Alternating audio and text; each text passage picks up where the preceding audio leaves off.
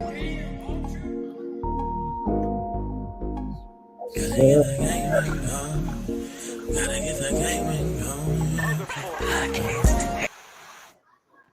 we started our own broadcast, and we call it the Player Podcast. Stop down on the hating ass.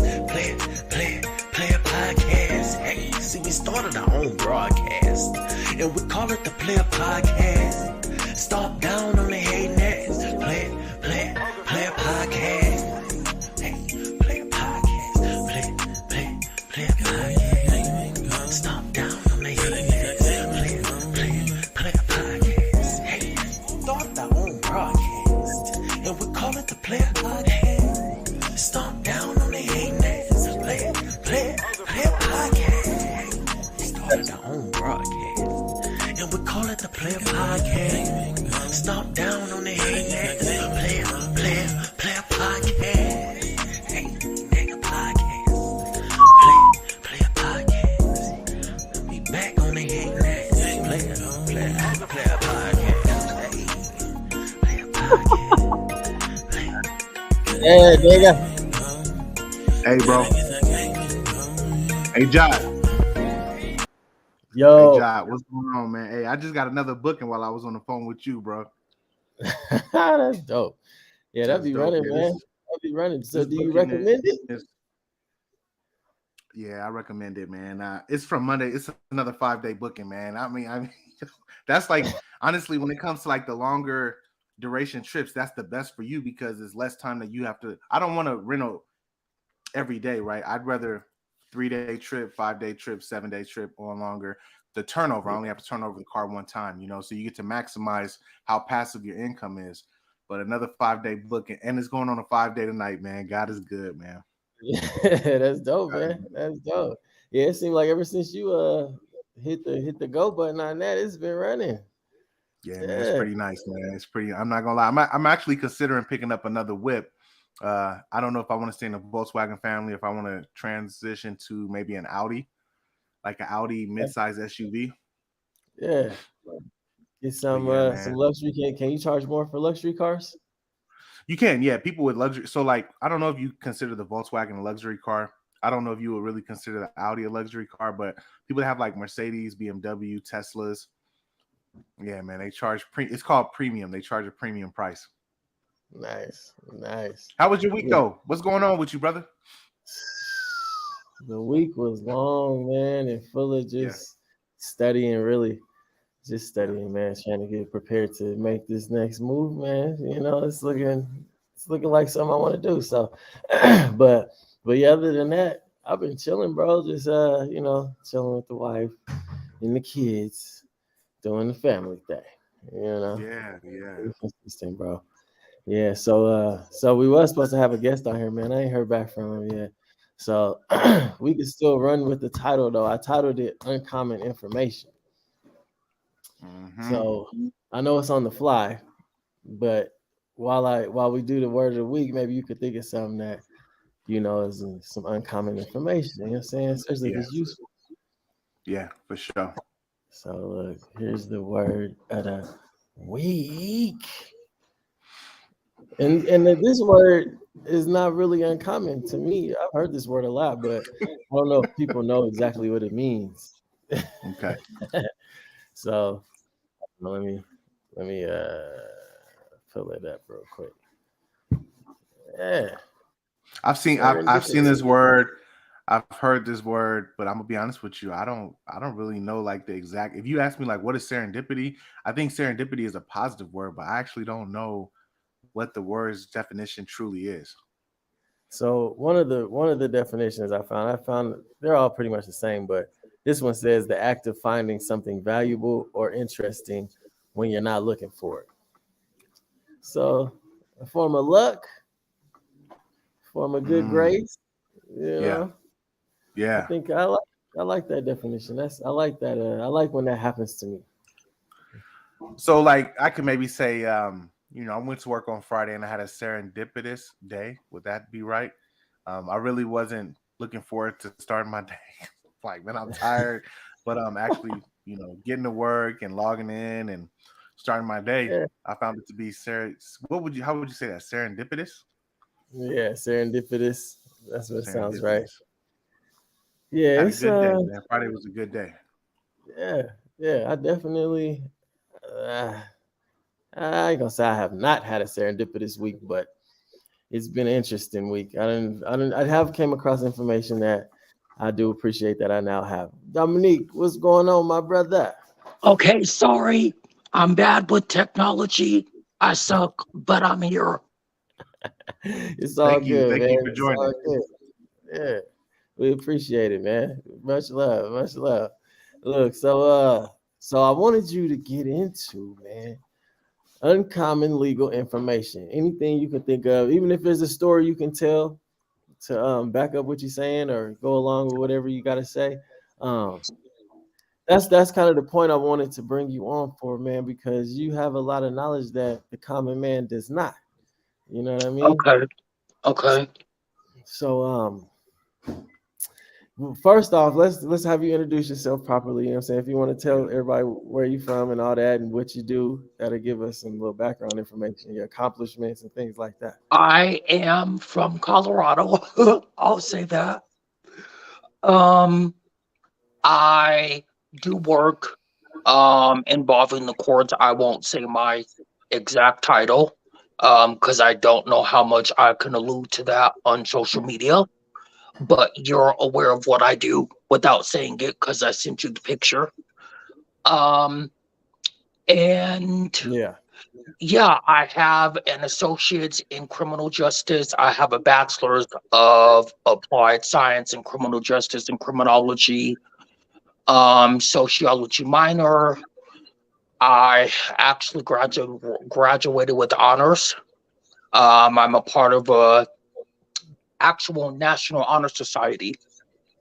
So yeah, that's All right. pretty much. So let's get into the term criminal justice. What exactly does that entail? You know what I mean? What's the basis of criminal justice? So I think part of the issue that I run into is people assume that it has to do with the police. It doesn't. I've never said I wanted to be a police officer. I don't. There are other jobs in the God damn it. police field that have absolutely nothing to do with walking the streets with the gun. I want to make that very clear. I'll say this again. Okay. Just because I majored in criminal justice does not mean that I have any damn thing to do with the police. We also help victims of crime. One of the terms that there's victim advocate. So they go to courts with the victims, they help them with resources, things like that. And then there's a term that we call victimology, right? So you have criminology, which is the study of criminals and how society deals with them in different patterns and stuff like that. And then there's victimology that deals with victims and how society deals with them. But you have to keep in mind victims also have patterns. So I'll give you a prime example. There's something called victim precipitation. So there are Okay. people that will unknowingly put themselves in situations which will make them a victim. Such as it's probably not a good idea to be walking through a dark alley at 3 a.m. by yourself. So It's it's their fault sometimes. no. I'm saying certain things and certain lifestyles can Okay. put you at more of being a risk. Even being a college student, you're at risk of something happening to you. Prostitution, there is a high level of victimology or somebody being victimized, raped, killed, robbed with that. Gang, somebody being affiliated with a gang can put you at risk of becoming a victim of something. And I will say this, even if you're no longer a part of that involvement, you can still be at risk of being a victim of a crime. The people that always feel like they have to beat somebody's ass, you're putting yourself at risk of being a victim. Like we call those hotheads. People that are hotheads, people that like to fight, you're at risk of being a victim of a crime. Right? Somebody got to defend themselves against you. No, you just go out, you do something wrong, there's a confrontation, trivial confrontation. What I mean by that is something small. You stepped on my Jordans, you looked at me the wrong way, why are you looking at my girl? And then there's a confrontation, and that person ends up being a victim of a crime, and they end up losing their life because of that. So does victimology discuss anything when it comes to people victimizing themselves? Yes, it does. Yes, it does. So there was a guy who actually did a study on women who were going out to clubs. And I'm going to say this before I go into detail. I'm not at all saying that women deserve what happened to them. I'm not saying that at all. And I'm not saying for somebody to go out to victimize a woman who, I don't know, may be flirting, who may be drunk. I'm not saying that at all. So I want to make that very clear before I say what I'm about to say. There was a study that was done. I don't know what the guy's name was. He went and basically observed behaviors of women who like would go out and go to clubs and things like that. And he basically said that the perpetrators misinterpreted their behavior. So the perpetrator might have interpreted her behavior as flirting, or that she wanted to be intimate with him, or she's dressed a certain way. And so because of that, his interpretation, he in a sense took advantage of her. I will also say this too. The same person that put out that research was made to stop doing that research for this specific reason. Because people felt like he was saying, oh, well, it's your fault. No, that's just saying certain people that are maybe involved in certain things, certain times of the day, things like that, could become victims of crime. Some people are at more risk than other people. Okay. There are people that are repeated victims of something. So let somebody say that somebody has already got their house robbed twice. The same shit happens again. There are some people who will, how can I say this? Deal with people that has victimized them before. And it's not because they want to be victimized. It's because somebody is so used to trauma, that's all they know. So somebody might seek out somebody who's abusive. It's not on purpose, but yeah, those spirits are talking to each other. That, in fact, I had watched some yesterday about that. Like a lot of girls who have been sexually abused and shit. Yes, naturally drawn towards men that have done things like that. Sexually abused, physically abusive. In fact, a lot of the women that are in pornography more than likely have had some sexual abuse history. I'll say the same thing about the men. Yeah, I'll say it. Somebody else is not going to say it, but those are facts. Yeah, there's definitely men that have admitted to shit. Did we just watch something where somebody was talking about that shit? Oh, it was I'll be watching the Corey Holcomb show. That nigga Mark. Yeah, but yeah, man, it happens more often than you think. You know, just because a man. It's different so it's different. Like, I feel like as a society, we don't view it as the same, and that's the problem. It's true. It's true. It gives you cool points and shit. Women are abusive to men. What men get hit too, men get degraded too.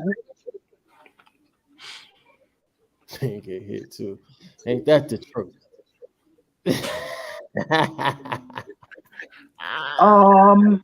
So do you think that there's a victim mentality that you can have? You know what I'm saying? So is that what causes people to? You mean like a mentality of I want to be a victim all the time? Not necessarily that, but they just think they're the victim in every situation they're in. You know of course, that exists. That exists. Yes, it does. That definitely exists.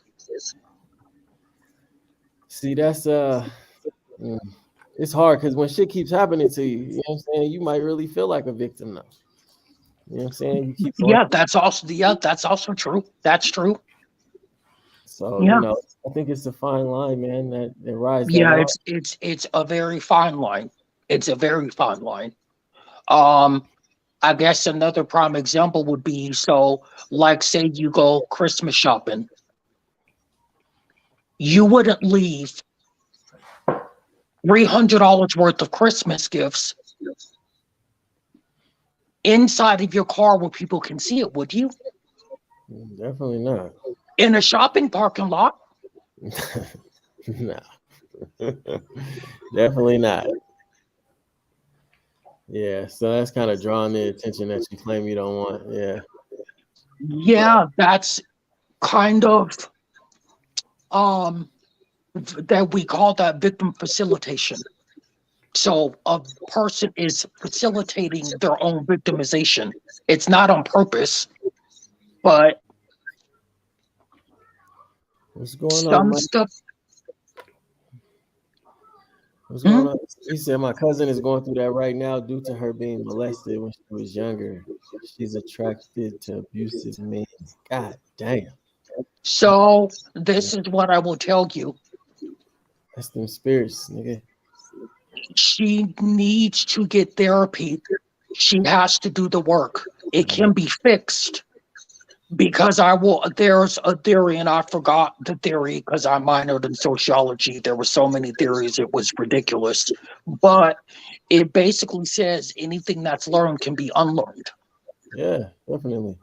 I definitely agree. Whatever happened to her, she learned, and that's what she was attracted to, and that's what she knew. However, that behavior can be changed. But I will also tell you this. A person has to want to change.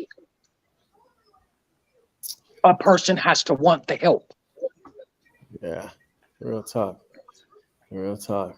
So I got a question for you, Dom. I want to say first and foremost, thank you so much for joining us today, because I don't really think I have anybody in the realm or of expertise that you work in. So a question for me to you would be, how do you best support these individuals who may feel or who may show that pattern of seeking out the same kind of person who is, going to create a bad situation for them? How can we best support them? How can we help them? Well, I mean, it depends on the person, but I think don't try your best not to get frustrated and disgusted with this person, and understand that it's not your responsibility to fix them. That's deep. A lot of times we sit here and we have this superhero complex. We think that we can help this person, but in ultimate reality, we're draining our own damn energy. Mm-hmm. Exactly, bro. Mm-hmm. I know that because I've done it. I'll share an example with you. I had a long history of being around people that I shouldn't have been around.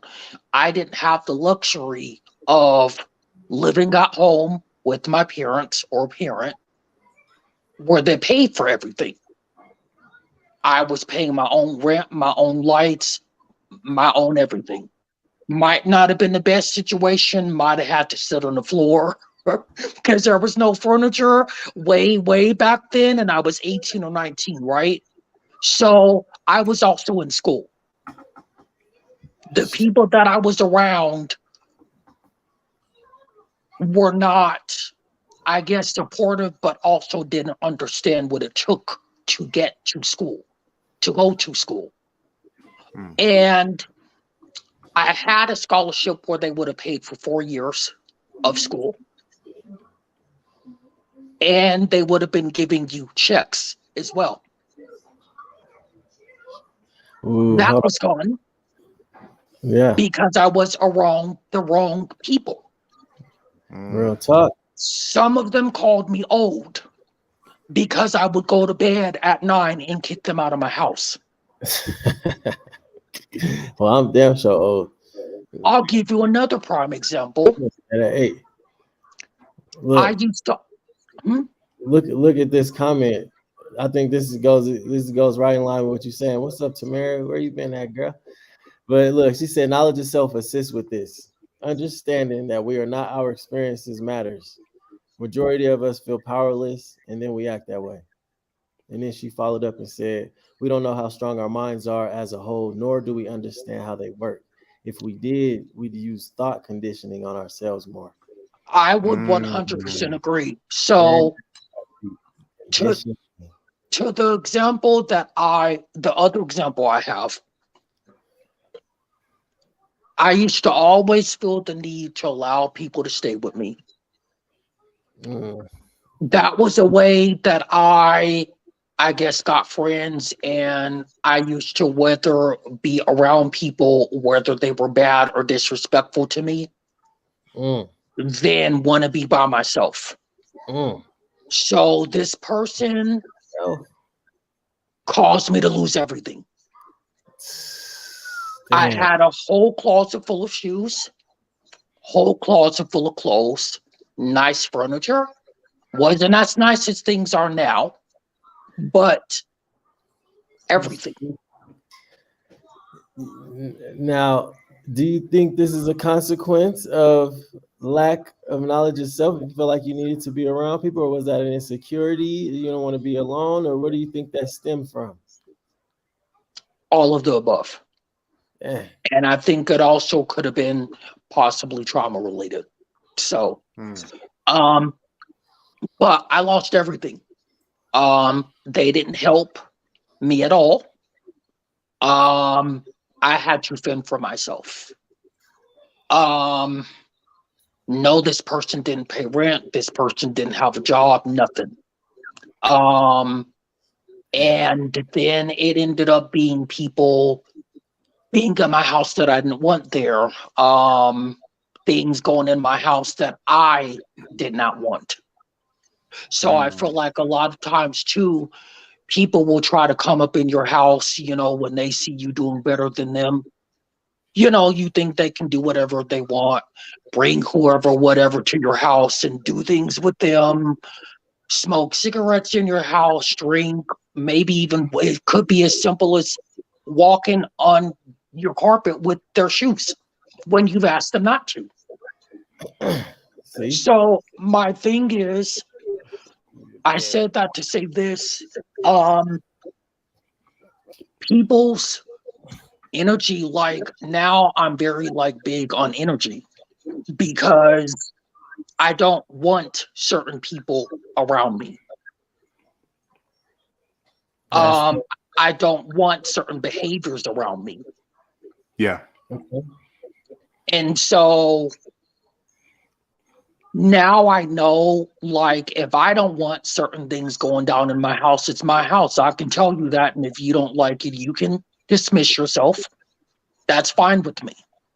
What do you But what do you think you were huh? able to do to help you get to that point, to where you're not so, you know what I mean, just want somebody around and things like that? Like, you know, what was there some mental exercises you did? You know, some self help. Mental exercises, therapy, working on getting to the deep root of the issue as to why things were the way that they were. Having somebody, talking to somebody that validated me, that didn't dismiss what I told them. And I think I'll say this too. A lot of the times people won't validate other people's trauma, whether it be a man, whether it be a woman. And I've noticed that a lot. And I'll say that specifically for the Black community. Like, I feel like sometimes an older generation, they don't want to discuss the things that might have happened to you. Give an example. You saying like, you know, like we was talking about how Mike brought up his cousin getting molested. She talking about shit like that where they don't want to talk about the uncle. So I'll say this. Without going into detail, I've told you some things, James, via text, about certain situations, and I try to tell. I reported it, but well, what if they come to God? I don't care. Yeah, no. Whether they come to God, I don't care whether they apologize to me or not. This is something like, yes, I'm fixing things and getting things together, but you don't forget things like that. So regardless of whether they come to God or not, or somebody that had no business being involved in the situation, that you don't have a close relationship with me to speak on me, you tell me that I don't want somebody who's weak around me. Okay. Now, do you think that situation was handled properly? You think it could have been dealt with differently? I think I think that there are people that need to learn their place and keep their mouth shut. I'm talking about as far as the people that were supposed to protect you. That's what I'm referring to. It should have been handled. It should have been handled a lot better, and it wasn't. It wasn't really handled at all. Okay, I know you don't want to go into detail, but what can you get? Because there might be somebody who's in that position right now, you know, to where they can... It had to do with the foster care system not properly doing what they should have done for me. I spoke to you somewhat about seizures, right? Because I used to have them. I don't have them anymore. People, including case managers, did not think that they were real. They thought that I was just doing it to be evasive or get out of things, or according to them, it brought me attention. Okay. But I mean, it's kind of hard to... A seizure is a serious thing, man. Like, well, that's what I said. Yeah. But here's the other thing too. When you go to a doctor and you explain things a certain way, that's part of the problem. When you leave out certain symptoms and you tell them things that are not relevant to getting someone diagnosed properly, that's a problem. Damn. Hold on. So I will say it like this. Let's say that you have to take one of your children to the hospital. You decide to tell the doctor, well, I was yelling at one of my kids because they got suspended. They fell on the floor and became unconscious. You telling that to your doctor, what do you think their reaction is going to be?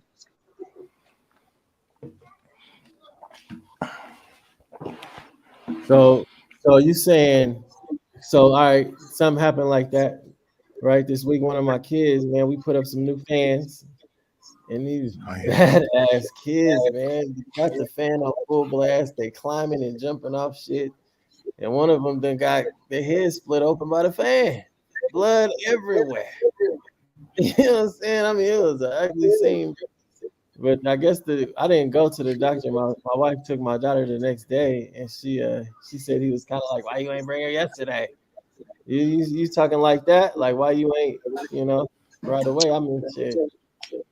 No, the doctors weren't talking like that. But like then I had one person that was sighing and rolling their eyes their entire damn time while they were explaining things to the doctor. So I'm saying, if you're not explaining something properly, like nobody said I was having mood swings. Nobody said that I was having severe headaches to the point to where all I could do is lay in the dark. Nobody said that I stopped eating. Nobody said that after me having a seizure, I wouldn't remember shit. Yeah, I can say from experience, man, seizures are it's like a violent event. You know what I mean? Like it's hard to describe, but I've had seizures before, you know what I'm saying? After Well, then you have people telling certain things where you don't remember, and it's like, I don't remember doing that. Or I've had situations where people lied on me to their significant other. She didn't ask any questions, but now that I'm older, now I know what he was doing or trying to do. So, okay. I mean, all right, hold on. We got somebody else trying to tap in. Low money. It's Low Money, man. Introduce your partner, my bro. What's going down, man? What's up, man? What up, Logan? What's up? Can y'all hear me? Yeah, We can hear Yeah. you. What's up, man? Sorry, I don't got my camera on. It's the crack of dawn where I'm at. Nah, you good, man. You good. Hey, we having a conversation about trauma, but real quick, introduce yourself. What's up, man? My name is Logan, but y'all can call me Lo. I am a father, a soldier, and newly graduate of from college with a degree in computer animation. Congratulations. Appreciate it. And apparently, I have some opinions that are worth talking about on stream. So nice. I was invited to come talk to you brothers today. That's what's up, man. That's what's up. Let's read this comment real quick, and then let's touch on what was said. So my boy Mike, he said, we grow up in a culture to where we live off perception and how people view us as a person, as family, etc. We don't like to be viewed as weak.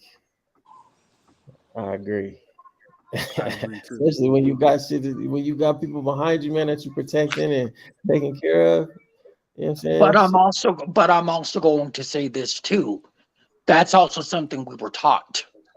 That's not something we just picked up and learned. And again, and I'm not talking about anybody's family or anybody's family situation, but I think for me, I'll say this. I had to find a way to get through certain stuff. I had to kind of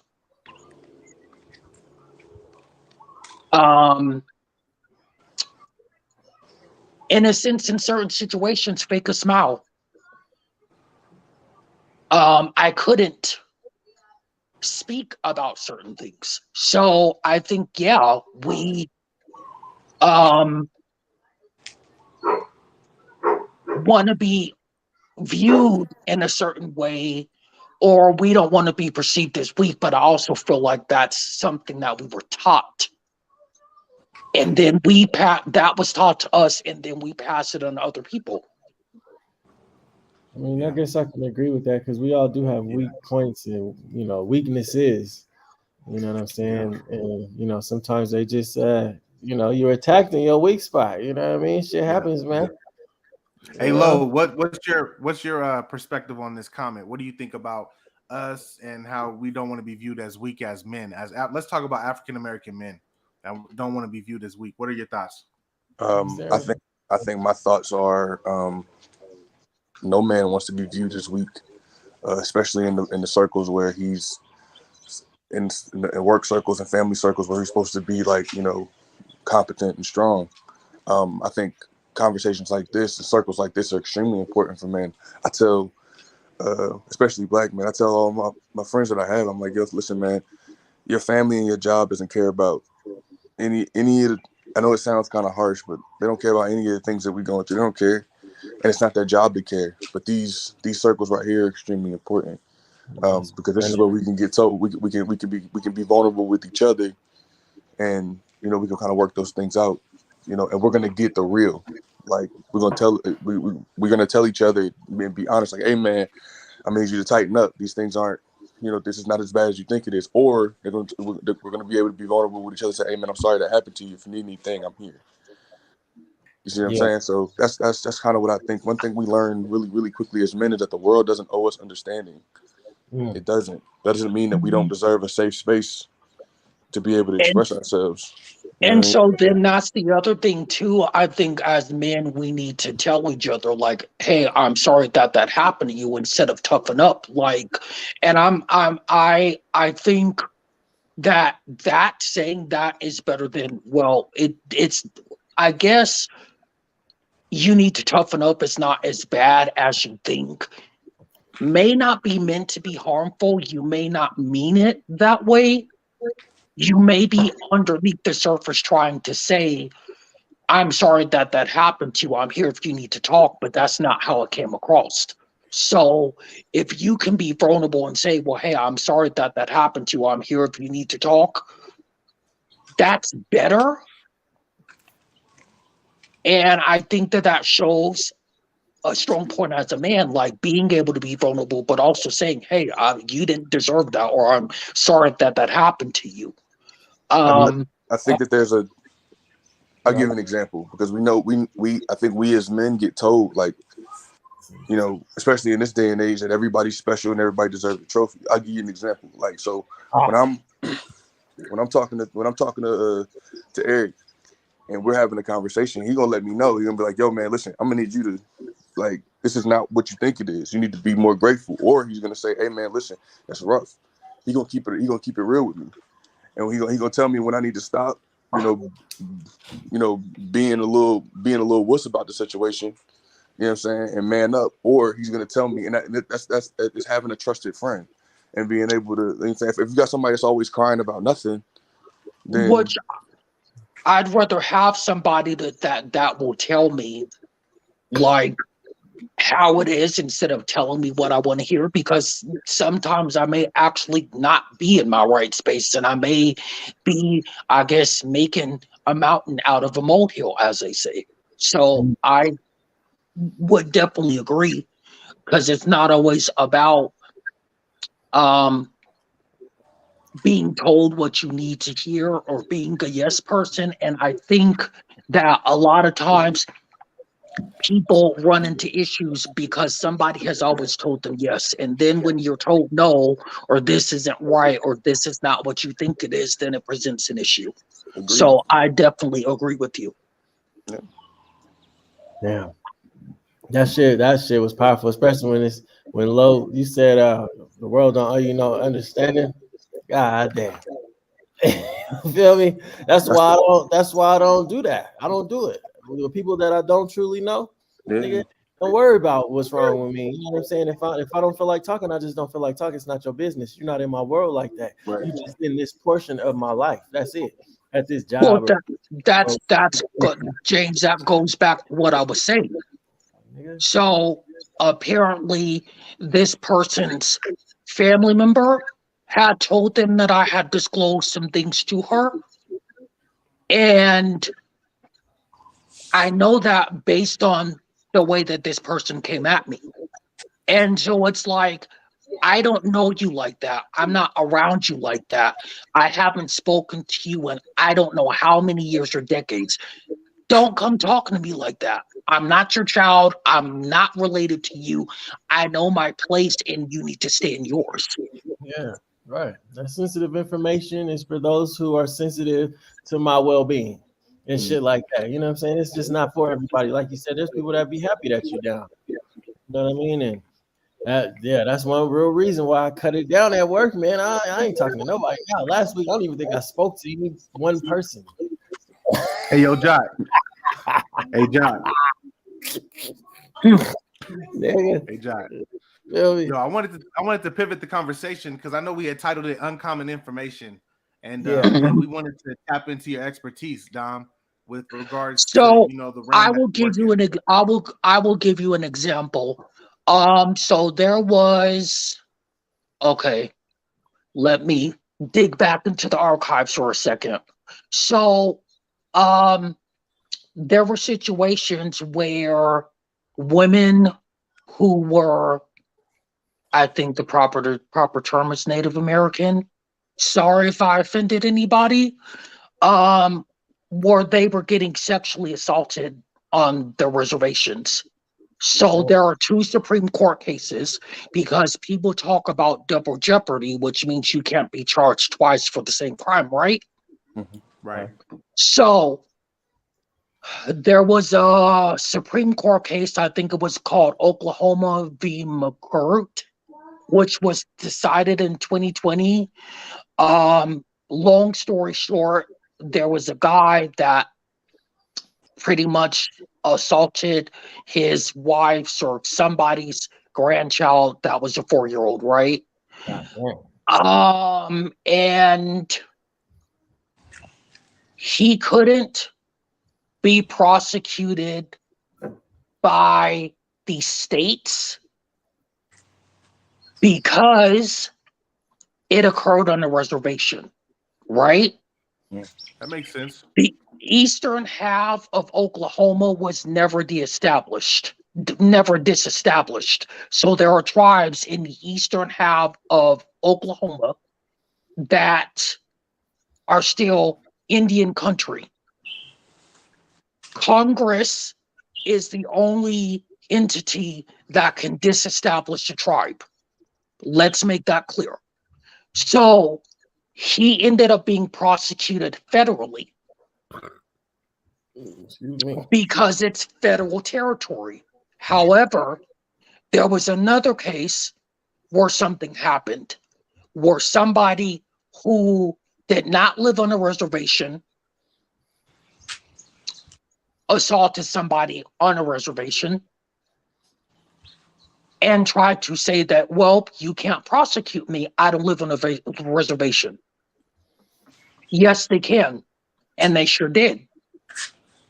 He was subjected to state and federal charges. Let me ask you a question, Dom. If I'm speeding and I get pulled over, what is the proper way? How can I best protect myself against a police officer in a sense of like not giving out, involuntary information? Like, I want to still protect myself, but still interact with this police officer the correct way. What does that look like? How should that interaction look like? I'm going to tell you this. Be polite to the officer, but when they ask you, do you know how fast you were going? Keep your mouth shut and say, I would like my ticket, please. Because if you say, oh, well, yeah, I didn't realize I was going 60, you just told on yourself. So right. I would just say, sit there, be calm. If he asks for your ID, take it, give it to him. I would also say, make sure you're not in something before you get out there on the road. Make sure your tags are not expired. Make sure you don't have anything illegal in your car. So when you see license sirens behind you, you pull over. I wish I could think of this dude's name or this dude's page, man. There's this dude, he goes around causing trouble and shit. You know what I'm saying? He basically. I think I've seen those pages. I would also Yeah, say too that if you don't believe that the person is an actual police officer, because we've had this happen, you have the right to get on the phone and call the police to see if they've sent an officer out. You can drive to a police station or a well-lighted area. Okay, so let me ask you this. We're gonna get a little more serious. So let's say you feel like you was wrongly pulled over. Let's say they got guns out on you.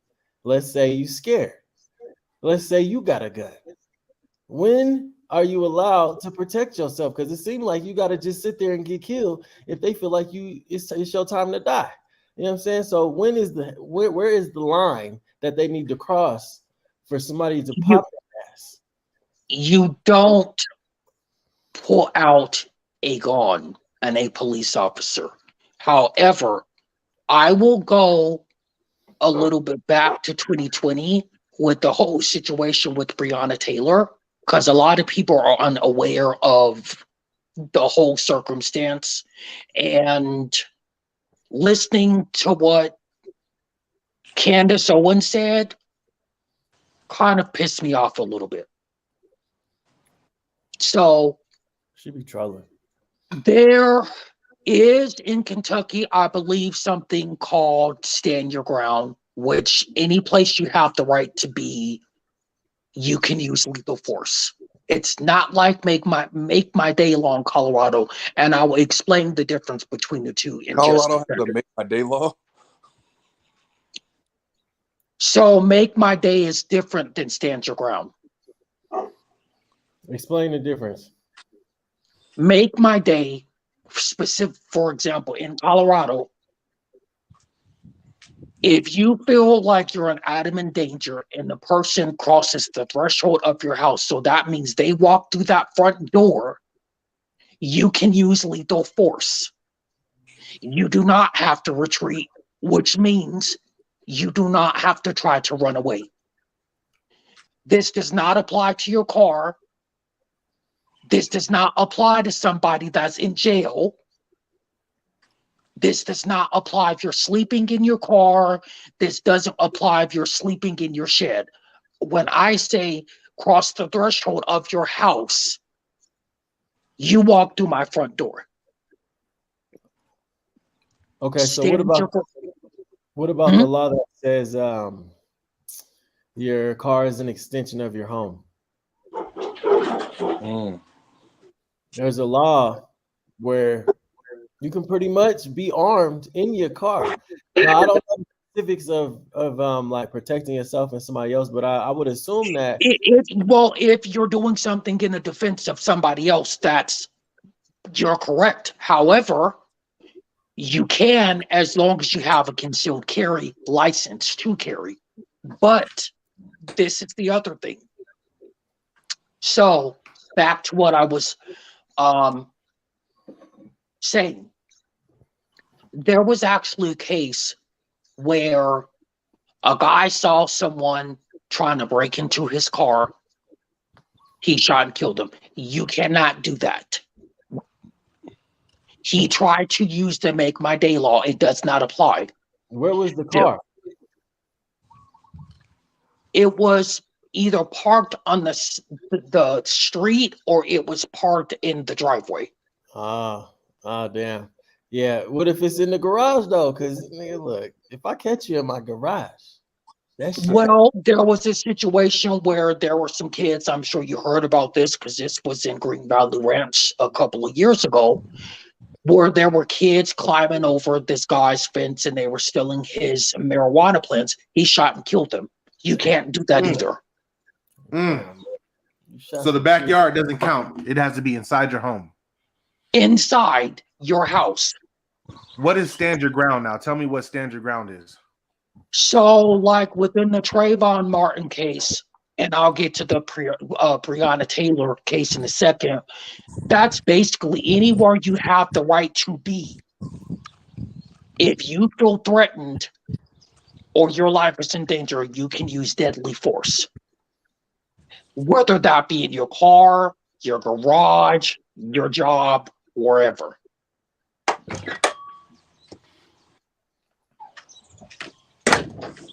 So Does Colorado what have a that stand your ground means? law?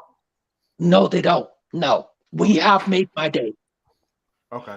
So what that means is that stand your ground. Like, picture this: there's a line in the sand, or a line. You have a line on the sidewalk. You're arguing with someone. I don't have to leave. I'm gonna stand my ground. I'm standing right here. So in Colorado, in that situation, what's the smart thing to do? I mean, if you feel like if you retreat and they're gonna follow you, I mean, what are you supposed to do? So if you're running into your house and trying to lock the door or something, and they come in, you can shoot them. But what if I'm at a park? You know what I'm saying? And they can, I walk there. You know what I mean? They can follow me home. You know? What if somebody follows you like into your house, like say they're following you home and then they are able to get inside right along with you, you can use deadly force if they're not authorized to be there. But what if I don't want them knowing where I live? You know what I'm saying? Like I'm leaving.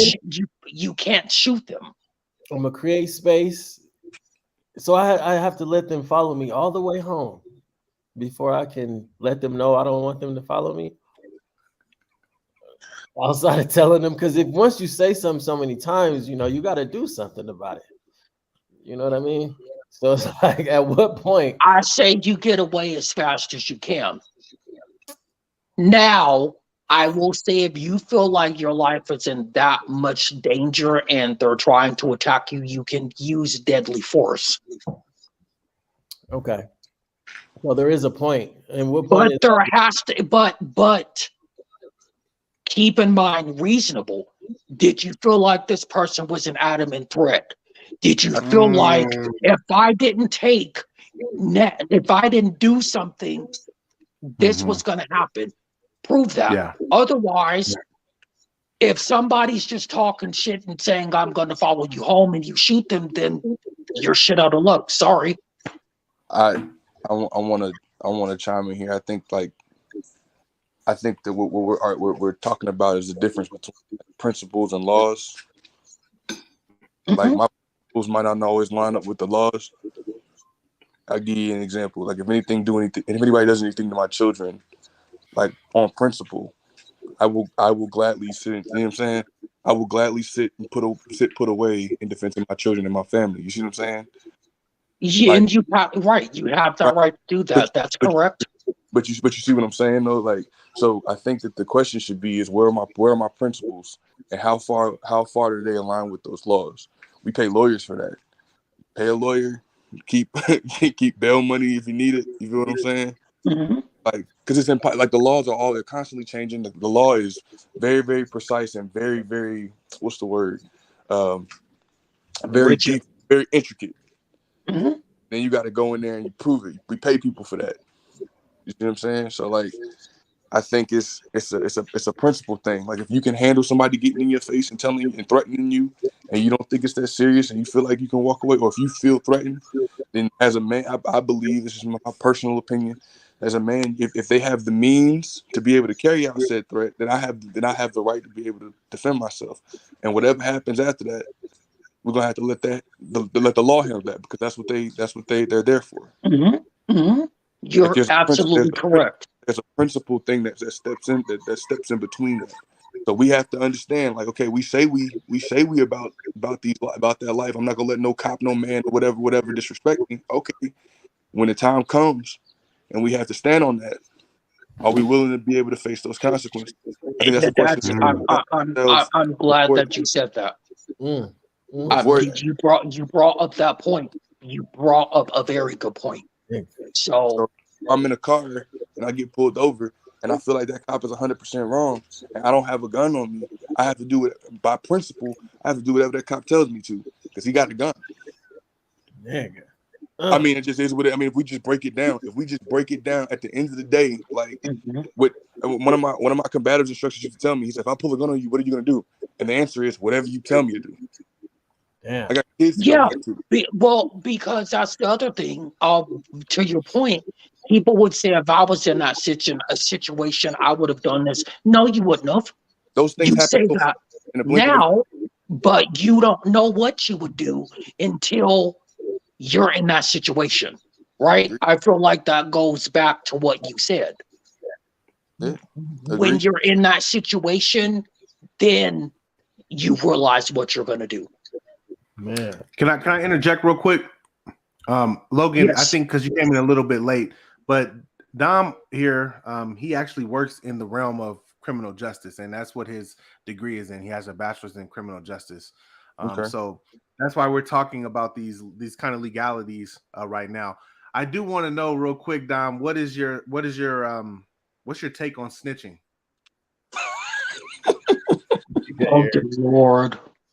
Well,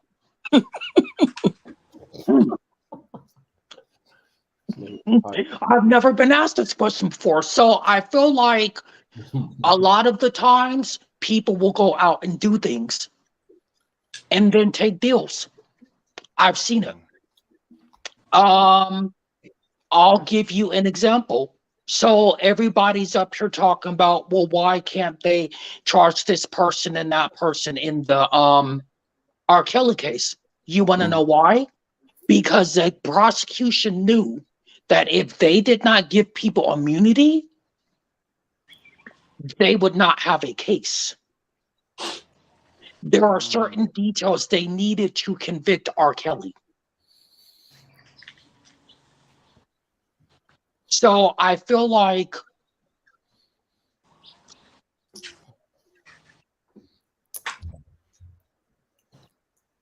So you saying they let all them people basically look like they didn't have nothing to do with what he was doing? Or he the was guy that admitted to driving around searching for girls in impoverished neighborhoods okay. All right. was given immunity. There were several other people, though, that were given immunity in order for the prosecution to get information from them.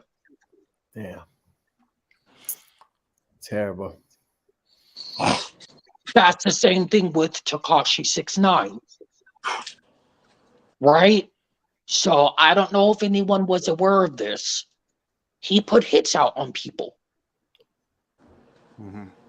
What? Right? So then they said, oh, well, we'll give you 30 years of life in prison. So then he kills. I mean, the way that I look at it is like this. Be very careful who you associate with and the things that you are involved in, simply because not everybody is going to take the rap for you. If it comes to somebody saving themselves, in those situations like that, more than likely they're going to save themselves before they save you. That's what I will say about that. You gotta know that, man. But I don't think the youngins know that, though. The youngins don't know that. That's what I will say to you, is that when you're out here doing your dirt or doing whatever you're doing, you need to be prepared for the consequences. But if you're doing it with somebody and they get picked up and you get picked up and they're offered a deal, more than likely they're going to take it and pin the shit on you. God damn. I'm gonna speak from a look at Whitey Bulger. He was a guy that was, I think, involved in drug smuggling or something big. He was a white guy. There was a movie about him. I don't remember what the name of the movie was, but he murdered multiple people. He would rip out their teeth so that they could not be identified. And so he ended up giving the feds information. Goddamn. Well, they say most of the crimes get solved because of snitching. Yeah. Hey, don't they make movies about like rats in our community? Yep. Like you don't think that's like you think that's strange? You don't think that's strange? Like all the people like the biggest like Paid in Full and what was American Gangster? Like Yep. they make movie stars. Frank Lucas. Frank, bro, like they make movie stars out of the very people that the streets like condemn. That's wild, right? Shit crazy. Like if when Bobby Shmurda came home, he should have been the biggest rapper in the world. Bruh. Like just off like GP, right? Like he stood tall. He didn't rat on his. He took more time for his homeboy or something like that, if I'm not mistaken, right? Yeah. And then he came home and no tour, no nothing. Yeah. You see what I'm saying? He was embraced by the community, though. I mean, yeah. I mean, he did his little rounds, but like, Bobby Shmurda didn't even have a song. He could have did the same songs that he went in for on a tour just to have him back and 8. Damn, bro. Meanwhile, Tekashi 6ix9ine still running around. You feel what I'm saying? Like nobody got to him. Nobody said inciting. Did y'all see Tekashi ran up on Meek Mill? Did y'all see that videotape of Tekashi ran up on Meek Mill? Was that recent? Was that recent or was that a while back? That was a little while. It was like a year ago. I saw that. It was a couple months ago. I think I saw that. He ran up on somebody. Yeah, I remember that. I was like, yeah, whatever. It's nothing but some shit for the internet. That's all that is. Is Meek Mill a thug though? Meek Mill don't really seem thuggish to me. Well, that's not the. It's like what you portray. Perception is reality, man. I mean, but I'm also gonna say this too. I'll say this. That's the reason I just had the reaction I had. If he didn't know that if there were no cameras around, that would have never happened. Period. Simple. Mill probably got some. That's the same thing that I said on your show about Boosie last week. His money is made off of social media. You would not be saying half the shit that you say. You know it. I know that. And if somebody's getting a reaction, okay, well, then it's making me money. So why not? Right. Real talk. But back to what I was saying about the thing with Candace Owens and the Breonna Taylor case. Right? So Candace Owens claims that she read the transcripts online of that case. She said that they were involved in dealing drugs, blah, blah, blah, blah, blah. I'm sick of Black people playing the victim. You can't shoot at the police. They're there to serve and protect, whatever. So, number one, they weren't dealing drugs at all. That's why there were no drugs found in that apartment at all. The police were never supposed to be at her house in the first place. There were police on the opposite side of town who were arresting her ex-boyfriend, I believe. And they served him a no-knock warrant. She said the boyfriend who was at her house has said, we didn't hear anything. So, a no-knock warrant, as a police officer, I do not have to announce myself. If I feel like you're going to get rid of evidence or I feel like you're going to be combative or start shooting. So, but don't you have to like present a warrant in some way? Like let them know that there was a warrant out for their arrest? If it's a no-knock warrant, I don't have to tell you anything until you're arrested. That's why they got rid of no-knock warrants. So the boyfriend, thinking that somebody was breaking into the house, shot through the door. Right. Because he thought somebody was trying to break in. You have the legal right to defend yourself. So when they came in, there were over 32 shots fired. blindly. It was dark, even when there weren't shots going off. Damn. If they probably would have gotten her to the hospital instead of letting her lie there on the floor, her life probably would have been saved. She wasn't involved in criminal activity. Yes, she did rent a car for an ex-boyfriend. Yes, somebody was found dead in the rental vehicle. Damn. She was never charged in that crime. Neither was the boyfriend. Her name was on the rental vehicle. Yes. I mean, her name was on the rental vehicle, so they had right to look into her. Right, they did, which it was never solved. But I'm saying, as far as the whole no-knock warrant for the drugs, the police had no business being there in the first place. Yeah. On the other side of town, they were already arresting who they needed to. He was already in jail. From Yes. the transcripts from what I read, he was already he was already locked up. They already had him locked up, threw away the key. He was awaiting. I think he was awaiting to be sentenced. Like he was already in jail. Yes, they should have never been there. And actually, what most people don't know is the officers falsified information to even get the warrant. So they lied. So is there certain criteria that has to be filled in order for it to be a no-knock warrant? Or is it do they decide when they get there, like, we're gonna do a no-knock instead of from somebody? You would do it before. You have to decide before certain criteria, like certain stuff is for warrants.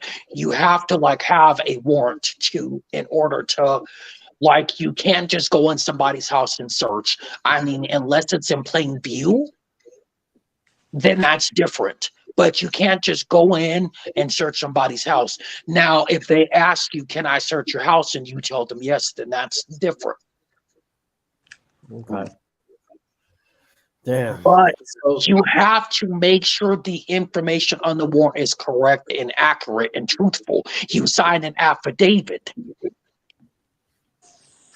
I see what you're saying. People screw up. I want to ask you a question real quick. I don't have too many more of them, but this one really piques my interest because I followed the NBA.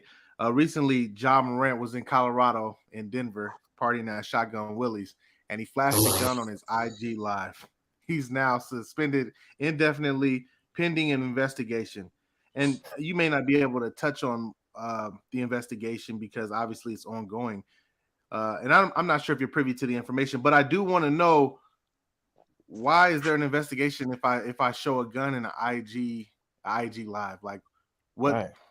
Do you know a little bit about the case? Is it because potentially the gun could be from Memphis because that's where he's from, that's where he lives? Is that what could be the problem? What's the problem? Was he supposed to have a gun in the first place? I don't know. I mean, he's a basketball player. Yeah. I mean, but again, I'll say this. I'm not really exactly sure why they're investigating. I'll try to look more into that. However, you probably shouldn't be flashing guns on Instagram, whether you're in the NBA or whatever you're in. You probably shouldn't be flashing guns because at any point in time, or anything, or drugs or whatever, for that matter, because at any time that shit could be used against you. Like if I were in the NBA, I mean, I'm not saying he can't have a gun. What the fuck are you doing posting this shit on Instagram for? What are you doing at Shotgun Willie's? You couldn't go to a high-end strip club? You got all that money? He should be down at Diamond Cabaret. That's funny. Shotgun Willie's is the low-end strip club in Colorado. I don't know. I don't know. I've never been. I don't know. Just the name sounds so much. I don't know. But I'm just saying, like, you couldn't go to like a strip club where they have exotic women and just. What's that Shotgun Willie's, Dom? I've never been. I couldn't tell you. I do know that they close down Saturdays. They did. Now Saturdays That's was the ratchet night. That was the bottom. that's been demolished. They had That bullet wounds. They They had bullet demolished wounds it. and They stab knocked that wounds up back. They there. knocked the whole block Yeah, down. bullet holes, probably coke residue. Pregnant women were stripping, bro. I've been in there with a pregnant woman No. stripping, dog. Yeah, Somebody's grandma. Not somebody's grandma. No. it doesn't matter. But you got to be careful in a way you pull it out, especially in public places. Yeah, man, why you playing with guns, bro? That's my thing with that. You know what I'm saying? Yeah. Well, yeah, that's my whole thing. Like, you can't. Jacob, what it do, man? Was he facing criminal charges? They just say That's he's a good under question. investigation right now. Is the NBA is the NBA doing their investigation, or is it like a criminal investigation? No, the Colorado's doing their investigation, and the NBA has suspended him. So it's not. So I don't think that there's a. I thought it was that he put his hands on somebody. He That brandished. too. He hit put a his hand- 17-year-old. That's what he's being investigated for. Putting a gun on IG Live is not. That's not illegal. It's the NBA might have a problem with it, and they might say no, you're suspended because you're making us look. Well, yeah, that's probably why they suspended him. But I'm sure that there has to be more to it than that. If Colorado's investigating, Yeah. Bruh. but as I said before, is it a smart idea to I mean, like I said, be what's right? flashing guns on Instagram? Like I agree. Like nobody's supposed to be like conceal your. Yeah, like Yeah, nobody needs to let you. Nobody needs to let anybody know that they're carrying in the first place. I was taught if you pull it out, you use it, bro. Yeah. I mean, you have a prestige career, or let me correct myself. What we think is prestige. Why would you be playing with the damn gun in a strip club? I think this is gonna raise the stock low key. Oh, I think this is gonna raise the stock low key. Why you feel like that? I mean, it's just because we understand, like, you know, no press is bad press, and if he can come back and continue to perform, they just gonna give him that Gilbert Arenas title. You feel me? He gonna be in every rap song from Here to Kingdom Come. You feel me? Yeah. Like, Yeah. I mean, Yeah, that's just what it is. Somebody will take a job. You feel me? Like, unless they suspend him for real, unless they fire him, they cut him, which I doubt that they're gonna do because he's been Memphis' best chance to win a championship. You know what I'm saying? Since when?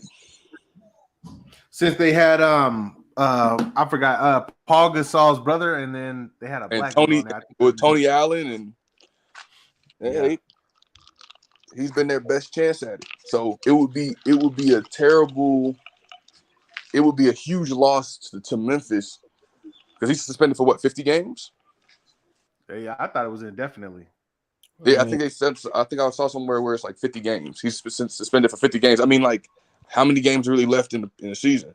Yeah. Because we have. He did do some irresponsible shit, man. You gotta have way more respect for guns than that, bro. Like, I that agree. just shows your level of ignorance, man. But like that's true.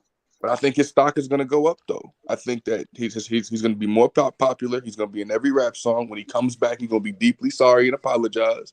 And then, but you feel me? Because we like our culture praises shit like that. It's on the podcast. Yeah. Our culture praises stuff like that. So yeah, I mean, and then again, that's what sells, and the people know that. That's true. That's what people buy into, and that's why certain things are out there exist.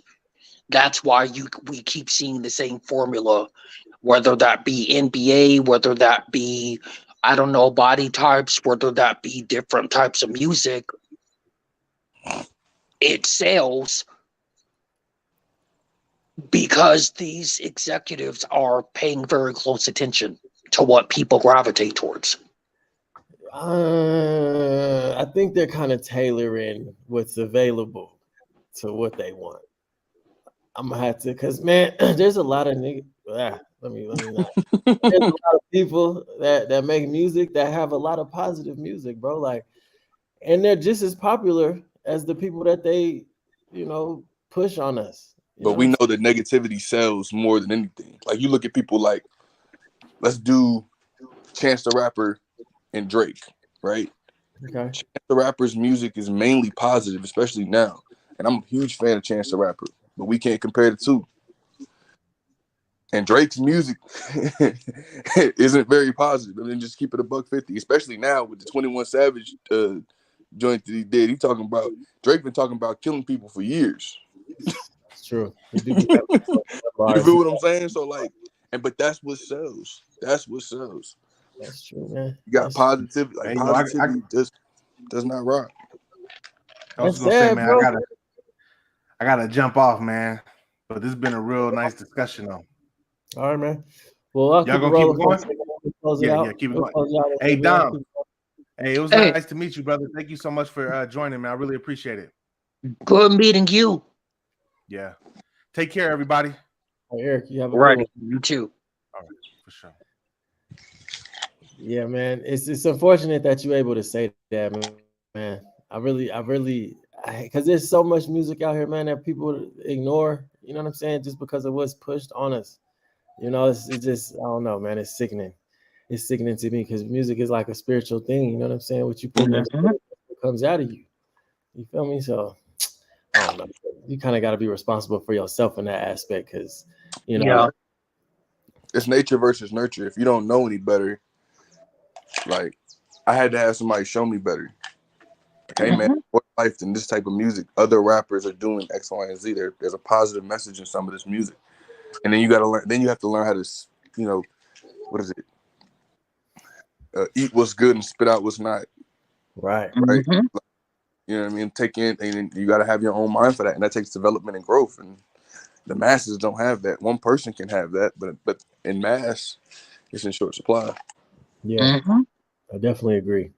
And I think that's why the youth, man, is so out of control, bro. We had a short conversation about this. I really want to do a whole segment on it, but it's like the kids are damn near dangerous now, man. You know what I'm saying? Like our little brothers, little cousins, man, they're little villains. I don't think it used to be. I think that what's different now is just that it's available for everybody to see. Like our younger uncles, like when our uncles and stuff was younger, man, they were wilding. It's just that you couldn't see it on Instagram before grandma got you to the nurse, not to the nursing home, but grandma got you to the family reunion and was like, hey, you know, we all know what happened to, you know what I'm saying, little Tyrone. You know, we just gonna keep it in the family. Nah, Instagram get to it first, and everybody know before grandma know. Right. So I don't think it's any different than it used to be. It's just on display now for everybody to see. Man, that's 100. And that's what be getting them in trouble, man. Like we talked about the snitching shit. You're telling on yourself, man, when you do that kind of shit. So everybody, like I watched everything 6ix9ine did because I understand the appeal. Because 6ix9ine wasn't appealing to the hood. He was appealing to them white kids in the suburbs who couldn't touch those things. You feel what I'm saying? Which is why 50 Cent gravitated to him. So I watched everything that he did, and he was pushing that narrative, and it was like, this is cool and okay to do. And I think, and this is a hot take in my opinion, I think that's where that teenage angst come from when them kids go start shooting up schools. They see stuff like that. They need that outlet, that gangster, or that aggressive outlet, and they don't have that. Man, come on. There's more constructive ways to release that energy, though. That's what But if you don't know, see, here's the thing. Like, I believe every man should be violent. Every man should learn how to be violent. You feel what I'm saying? And know how to contain it. Right. That makes us useful and competent, because when you say no or don't do something, there's violence that needs to come behind that. But when you get so far out into the weeds where you don't have to display that aggression every day, that aggression is still in you. You ever had a pit bull you never took out?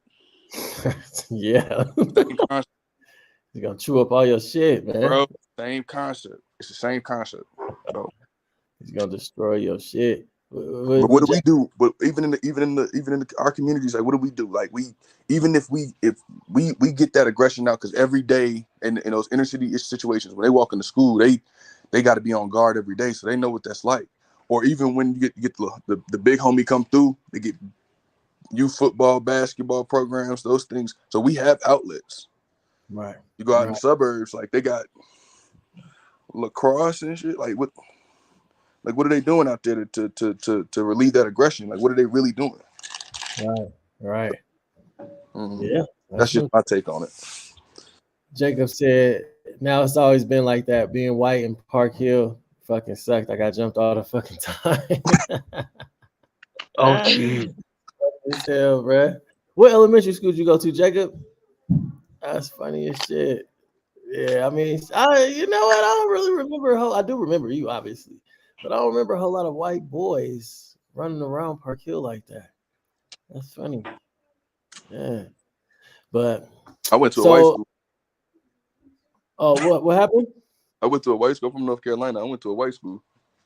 Oh, okay. So you get to see the difference and how they handle things. Yeah. I ended up graduating from a white school, more of a white school, you know. But yeah, it was a big difference, man. Coming from like where me and Eric started at and shit, bro, it was different, man. Like it was way more fun. I'll put it that way. It wasn't such a serious thing. Like a lot of the niggas that was so-called gangbanging at the white school, they was more like still on some smooth shit. You know what I'm saying? Wasn't no life and death shit. Let me see. Oh, you went to Smith? Okay, all right, for sure. Yeah, all right. But you know, it was a big difference for me, man. I enjoyed myself when I went to the white school. Even I actually had more fights at the white school than I did at my black high school. Now that I think about it, I learned so much more. Like I learned a lot more at that white school. And Smiley, that's where I remember you from, Smiley. Yeah, I learned a lot more at the white school too, man. My world got expanded. Yeah. When I went to that school, bro. Like it was like such a routine being in the hood. We doing the same certain shit, going to these same certain places all the time over and over again. But once I came out, man, look, I was like, this shit cracking, bro. Like I ain't never going back to the hood, nigga. Yeah, and like we was doing stuff like going to museums and going like that's something I still keep with me today. Like I go to a museum in a minute. Like, yeah, let's go. And I got kids now, so I can take care. Yeah, I remember those days. Yeah, I definitely liked the museum and the field trips and going to botanical gardens and stuff like that. That was always good. When I was in middle school in the black school, we went to in North Carolina, Charlotte, North Carolina. We had the ladder plantation. They take you to a plantation. That's not a good thing to take somebody to. That's the black school, bro. They took me to a plantation. Every year you would go, and it's like a little museum or whatever. They teach us how to make stuff and everything. Like remember, I don't know if it was a viral video. Whoa. There was a viral video of this kid in like Alabama who was talking about how, or he was either in Alabama or Mississippi. I can't remember which one it was, but he was talking about how like in his school, they took him to a plantation and let all the kids go out and pick cotton. I don't know video, and it's hilarious. It's hilarious how he's telling the story. But in the South, bro, that's what we go. That's what we do, bro. Crazy hell, fucking. No, I'll be pissed if they took my kids to a plant. I will be mad about that. I'm not mad about it, bro. I'm not mad at all. Here's why. Because we teach them our history, and these hands-on moments for them to be able to live it for a second. That's a lesson. When I put my hand on that cotton on that cotton plant and I cut my finger, and you was like they was doing this all that makes it real for me. So when I go buy a house, or every time I get promoted in the army, or every time, that makes it real for me. That's an interesting take. I'm just saying. Yeah, nah, because for you to put it that way is, you know, man, look, all that shit, I don't want my kids to experience none of that shit. We ain't going there. We not having that spirit in us, around us. You know what I'm saying? Like, that's how I'm thinking. But I get what you're saying, though, for sure. Like, you know, yeah, I don't know. Watching the movies is real enough for me, bro. Just the fact that people were able to do shit like that, man. Like, damn, bro, that shit fucked me up enough. I'm gonna ask you a question, and then I don't want you to feel like I'm taking over the pocket. Here's a question: if you was back in them days, would they have had to kill you, or would you have just fallen in line? That's a real question. If I have the energy that I do now, I don't know. You know what I'm saying? I might have been beat into submission as a child. You know what I mean? If I was alive back then, but if I was allowed to have the same mind and spirit that I have right now, bro, yeah, I'd have. Or I would have ran away. I would have got away, or they would have for sure killed me for trying to get away or fighting back or saying something slick. You know what I'm saying? Like, Here's the scary part. Watch this. I'm gonna say this and I'm gonna jump off, man, because I gotta get my kids together. yeah. Scary part about it is that because we're here today, right? Like that our ancestors didn't fight back. You're right though. You're absolutely right. Scary thing to think about though, right? Like we want to believe that we come from a bloodline, but Whew. I got a family to think about. That's No, I right. can't go with you. You feel what I'm saying? No, that's some good shit for real. Because you don't think about it like that. You know what I'm saying? You just think about with your current mind and all that. You know what I Right. mean? Like your spirit might have been different back then, man. It was like a known thing where you can't be fighting back and saying shit because some other slave owner will check you. You know what I mean? So Think about it. Watch this. When your mother give you that talk about the cops, does she tell you to fight back? hell no. Hell no. No. Do what they tell you to do. Keep your hands in the two. Turn the lights on. Be quiet. Be polite. Yep. Because I want you to make it home. Real You feel talk. what I'm saying? It's that same energy. That's real shit, man. That's real shit, man. I appreciate your input, bro. Yeah, we're gonna go ahead and close it out, man, because I got some shit to do too, man. I appreciate you having me on, brother. Yeah, no doubt, man. No doubt, bro. Keep it locked in, bro. We'll definitely have another good conversation, I'm sure. We'll do. Yeah, we'll have to, James. Yeah, man. We'll get it in All right. again, Dominique. We'll have some specific shit for you to touch on and shit too, man. Okay. We're rolling, man. No, And I'm out, brothers. Y'all take it easy. All right, bro. You You too, too. bro. But yeah, man, we appreciate everybody tuning in. I hope you learned something new or something uncommon. You know what I'm saying? If you got specific things that you want to ask Dominique, shoot it to him, man. You see his name right there. It's exactly the same as that on Facebook, man. Tap in with him. And I mean, I'm sure you're not in the business of giving legal advice, you know. Right. Maybe you can provide some insight on something that may be unclear. Yes. Yes. You know. And he usually be in these comments too, man. So, you know, tap in, man. Something cross your mind. But I definitely appreciate you, my brother. Feel like it was a productive conversation. We kind of was all over the place. I ain't gonna lie. But, you know, I feel like it was still good, man. Somebody could get something from it. So Yes. hey, I appreciate you, Jacob, man. Real talk, bro. Appreciate you tapping in, man. For real. But yeah, man, we're gonna get on off of here, man, and we'll holler at y'all next Sunday, 12 o'clock. Y'all keep it smooth. Y'all do y'all thing. And y'all keep saying, play it. Gone. Play it podcast.